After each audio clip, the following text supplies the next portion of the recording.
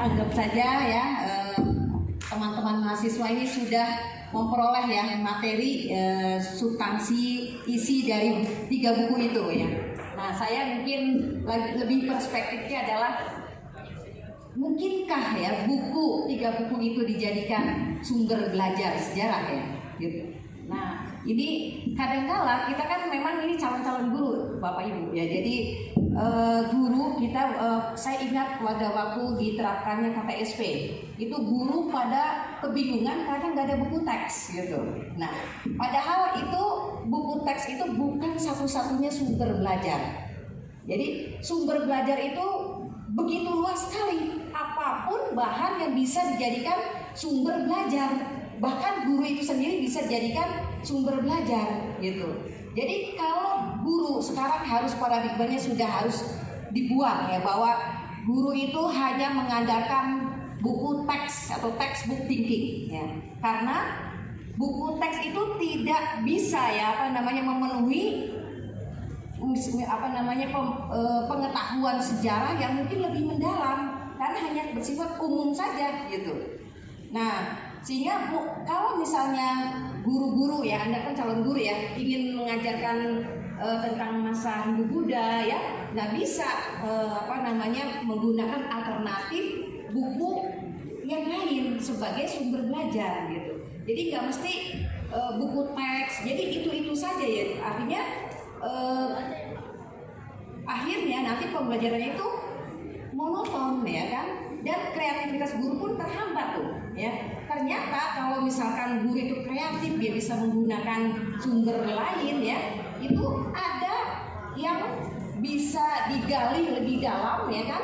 Bahkan mungkin Anda kalau baca buku Wijaya ini kan, bagaimana Anda bisa membayangkan ya, kalau saya baca baru semalam aja ini ya, saya baca baru sempat tuh tadi malam aja, itu sudah mendapatkan bayangan ya, ilustrasi bagaimana ya perjalanan kan ya kita sebagai nanti yang sekarang nggak ujuk-ujuk sebagai bangsa Indonesia ya, tapi kan ada masa lalunya. Nah, masa lalunya itu ternyata bisa diungkap ya dari di dalam buku 3 jilid ini ya, Wijaya ya kan. Nah, mulai mungkin kapan ya ada peradaban, dan saya bisa bayangkan itu peradaban sudah ada buku Pararaton ya, kemudian ada prasasti, dibuatnya tahun berapa coba ya gitu. Ada tahun mulai tahun 1000 yang berapa? 1293. Kita bandingkan dengan di Eropa ya, pada masa itu kondisi yang sama semasa itu justru kita lebih tinggi dibandingkan Eropa gitu. Coba kita bisa bayangkan, oh di Eropa ini baru masa Renaissance ya kan. Kita sudah punya peradaban yang cukup tinggi ya kan, bahkan ada tradisi-tradisi ya, kemudian juga ada kebudayaan hasil teknologi yang cukup canggih gitu kan. Pada masa itu kita bandingkan yang sekarang, Anda kan dalam tanda kutip ya kan mengagungkan modernitas kan orang Eropa ya. Ternyata kita di masa yang sama ya, itu kita sudah memiliki, bahkan sudah mampu tulisan ya, ada tulisan yang cukup bahasa Jawa ya gitu kan, sudah memiliki bahasa sendiri kan sebagai identitas ya gitu. Nah, memang ini kalau saya ya sebagai untuk pembelajaran sejarah gitu, kita haruslah sebagai guru harus out the box ya, carilah buku-buku alternatif yang lain ya, jangan hanya buku teks gitu. Nah, untuk kita ya tadi kalau kita lihat apa sih ya, kenapa nih buku ini layak dijadikan sebagai sumber belajar sejarah ya gitu kan? Karena kalau dari lihat misalkan bahan ajar yang digunakan oleh peserta didik itu ya, seharusnya memudahkan proses pembelajaran. Nah, memang ada, saya coba cek ya, buku itu saya kasih ke mahasiswa, kamu paham nggak ini gitu kan? Ada yang dia menarik, bahasanya mudah katanya kan, berarti buku ini layak untuk bisa dikatakan bahwa memudahkan dalam proses pembelajaran gitu. Nah, kemudian juga bisa dijadikan lanjut. Ini ada mungkin ya bahan ajar ya, membuka jalan dan wawasan terhadap ladang keilmuan yang akan ditelusuri. Jadi ternyata saya baca sekilas ya gitu kan. Oh ini misalkan Tumapel, di mana Tumapel ya? Kita cek ada petanya kan di situ ya, disediakan di ada petanya, kemudian misalkan membahas tentang Kediri ya, itu sampai mendetail sekali ya gitu. Nah artinya bisa kemudian kita itu menelusuri. Saya ini memang kagum ya gitu, karena Mas Heru itu satu angkatan dengan saya dan dia sastra Belanda gitu. Sastra Belanda tapi bisa menulis buku sejarah, bukan arkeologi, bukan sejarah gitu. Nah, tapi ini berhasil ya, karena tadi ada peluang yang mungkin nanti teman-teman mahasiswa ya, apa nih ya, kita itu kompetensinya apa, sehingga mungkin bisa melihat peluang-peluang itu ya, yang kita bisa contoh dari Mas Heru ini gitu. Karena Mas Heru bisa bahasa Belanda ya, kemudian bahasa Perancis. Nah, kemudian kebetulan dan kita dijajah oleh Belanda ya, kita persepsi itu Belanda dijajah ya, gitu kan, pernah dikuasai oleh Belanda dan banyak peninggalan-peninggalan termasuk Pararaton, Kertanegara itu ya dituliskan dalam bahasa Belanda gitu.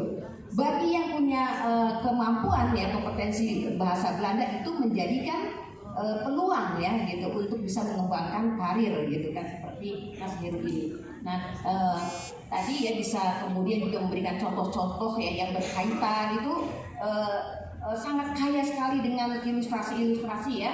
Selanjutnya ini Mas, saya cepat saja ya.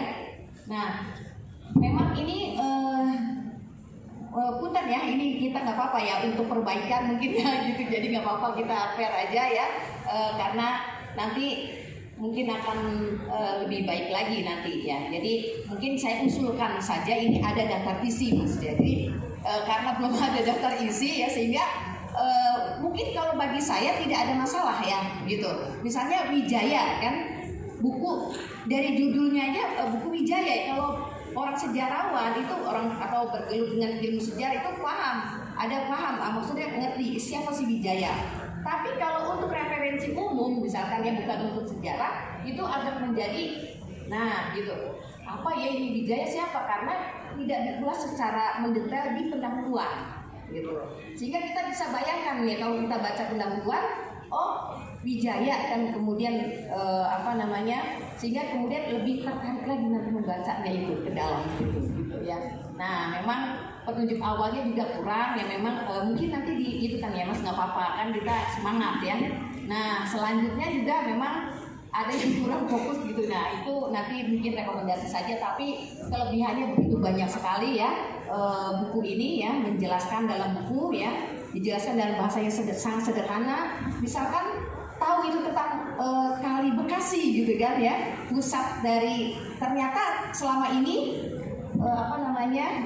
pusat Tarumanegara kan Bogor ya, tapi buku dari Mas Heru itu dikatakan pusatnya adalah di Bekasi gitu kan, dari ya ada Kali Bekasi apa oh bukan pusatnya,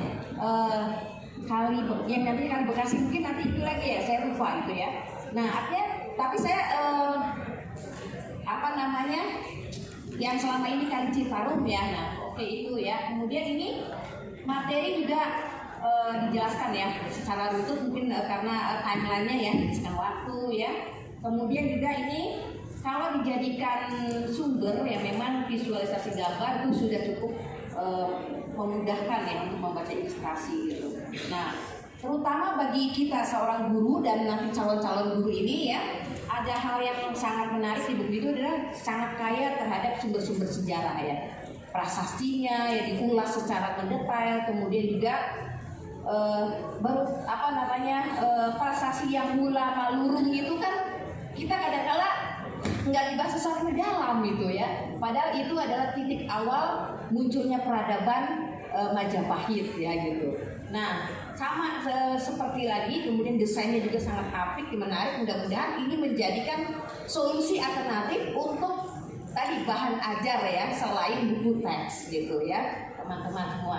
Karena waktu yang begitu singkat dan saya akan memberikan waktu yang seluas-luasnya kepada Mas Heru.